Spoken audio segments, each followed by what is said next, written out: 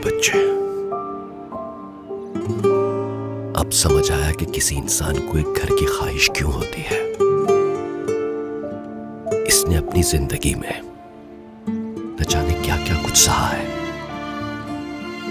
अपनी माँ और पापा को सीने में छुपाए दर बदर भटकता रहा और कहता है मेरे वालिदैन इसमें हैं। और तुम ये सोचकर खतूत चुराते रहे कि तुम्हारे माँ बाप ने तुम्हें भेजे होंगे।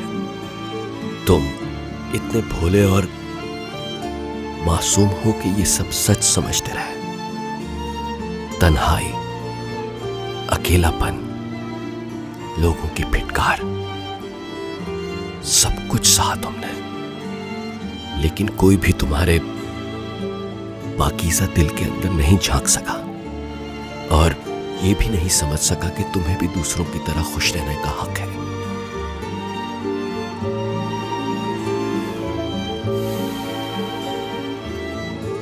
जिंदगी वाकई अजीब होती है। कोई सब कुछ पाकर भी बेचैन रहता है और कोई सब कुछ खोकर भी सुकून में रहता है। जिंदगी के खेल भी कितने निराले हैं। सड़क पर भटकने वाला मसूद अब मेरा बेटा बन गया है।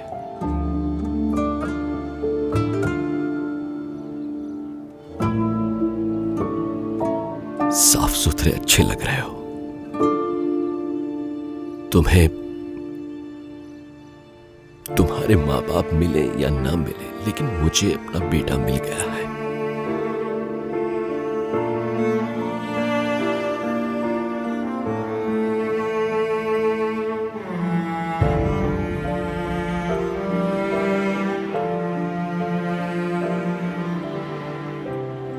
सादिक बाबा।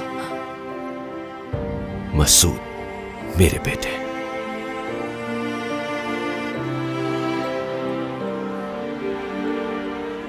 एक ख्वाब देखा मैंने। ख्वाब देखा? हाँ। कैसा ख्वाब देखा बेटा? मैं सादिक बाबा के घर पे सो रहा था। लेकिन ये कोई ख्वाब नहीं, हकीकत है। बेटा, तुम इस वक्त उसी घर में मौजूद हो। जी वो ये हकीकत है, मगर समझ नहीं आई कैसे हुआ ये सब। अगर इंसान किसी चीज को शिद्दत से चाहे तो वो हकीकत बन जाया करती है। चलो अब फिर से सो जाओ। हो सकता है तुम्हें एक और ख्वाब आ जाए जो तुम्हारी जिंदगी बदल कर रख दे।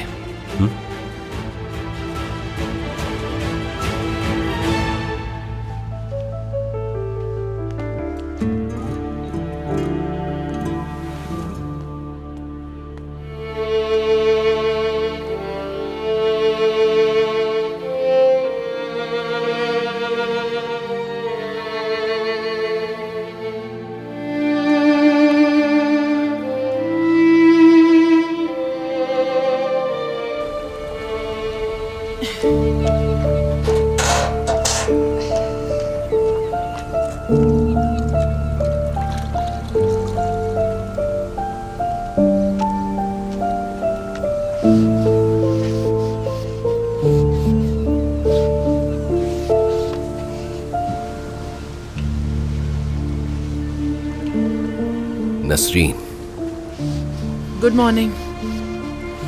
तुमने एक ऐसा काम किया है जो सिर्फ एक ऐसे दिल की औरत ही कर सकती है जिसके दिल में प्यार ही प्यार भरा हुआ हो। मुझे माफ कर देना, तुम पर शक किया मैंने।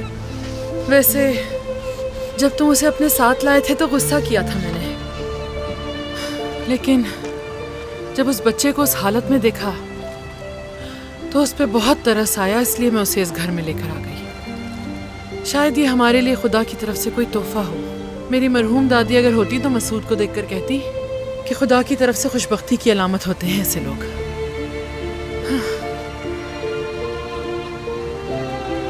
अम्मी, आप जो कह रही हैं इसका क्या मतलब है?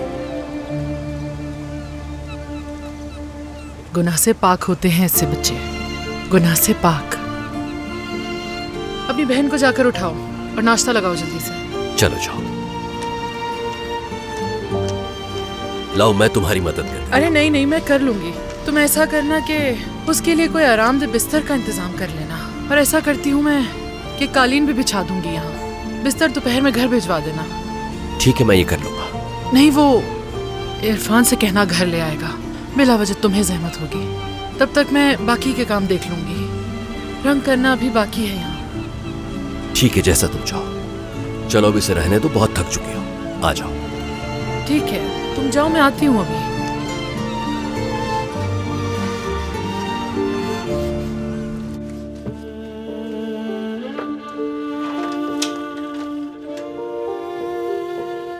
आज हमारा रिजल्ट आने वाला है।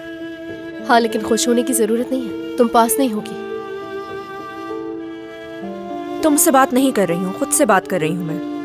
हाँ, जाहिर सी बात है, अकेली नहीं हो अब तुम। हाकान से कर लोगी बात और अपने मसाइल भी उसे ही बता दोगी।